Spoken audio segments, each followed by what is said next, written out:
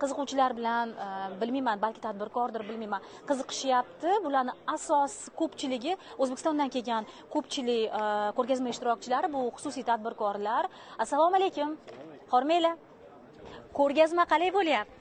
Juda yaxshi bo'lyapti. Biz kutgandan ham a'lo bo'lyapti. Pokistonliklar kelib ko'rishyapti. Mahsulotlarimiz hammasi ma'qul kelyapti. Nimalarni ko'rsatyapmiz biz? Oziq-ovqat mahsulotlari. Xususan bizda premium naborlar bor. Keyin kichkina qadoqda mahsulotlarimiz bor. Hammasini yetkazib beryapmiz.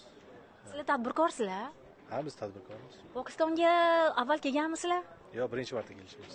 Hozir menimcha bozorni o'rgangani kelgan bo'lsanglar kerak. Ha, albatta shunday. Nimalar bo'ldi shu 2 kun ichida? Nimalar qildinglar? Biror bir jiddiy rejalar bormi bu bozor bilan ishlash uchun? Pokistonda har bir soha bo'yicha kelgan yo'nalishlarimiz bo'yicha talab bor. Xudo xolisa shartnomalar tuzib, yaxshi natijalar bilan qaytamiz. Adashmasam, sizlar ham hozirgina o'sha tugagan biznes forumda qatnashdinglar, to'g'rimi?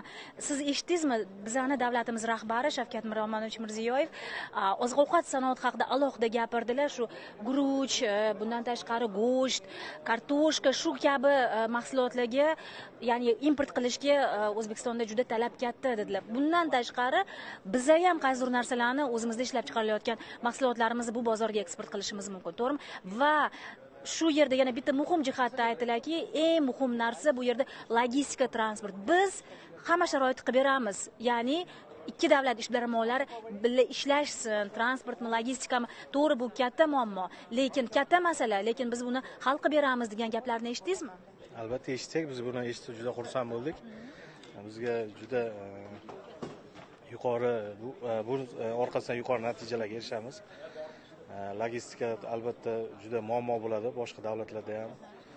Pokistonga prezidentimiz shaxsan o'zlari men o'zim nazoratimga olaman deb juda katta va'dalar berdilar. Xudo xolisa olib kelib, bu yerdan ham import masalalarini ham ko'rib chiqamiz.